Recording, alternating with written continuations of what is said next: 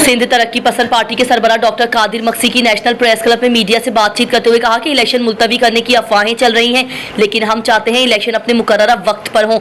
उन्होंने कहा कि मैं टंडो मोहम्मद खान से सूबाई असम्बली की निशिस्त PS 67 पर उम्मीदवार हूँ। पीपल्स पार्टी हवास बाख्ता हो चुकी है। आपने देखा कल आसफा भुट्टो जरदारी को टंडो मोहम्मद खान लाया गया, जबकि पीपल्स पार्टी की परेशानी बता रही है कि इस हल्के से मैं जीत रहा हूँ। डॉक्टर कादिर मक्सी ने मजीद कहा कि वफाक के इस्तेहकाम से सूबों का इस्तेहकाम मशरूत है और अफगानिस्तान हमारा दोस्त मुल्क था, लेकिन अब ना दोस्त रहा ना दुश्मन।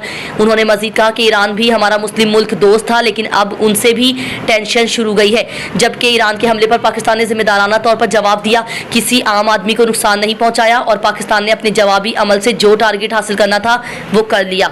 टेंशन शुरू हो गई है, बाकी चाइना रह गया चौथा पड़ोसी, जिससे हमारे ताल्लुकात कुछ बेहतर हैं।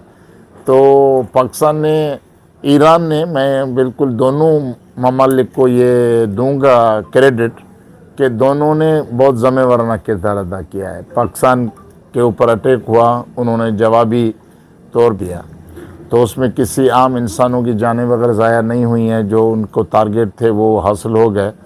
तो इसके लिए दोनों ममालिक मुसलमान हैं, पड़ोसी हैं, माजी में दोस्त रहे हैं और फ्यूचर की मुआशी कॉरिडोर खोलने के लिए ईरान एक बहुत बड़ा कॉरिडोर है पाकिस्तान के लिए।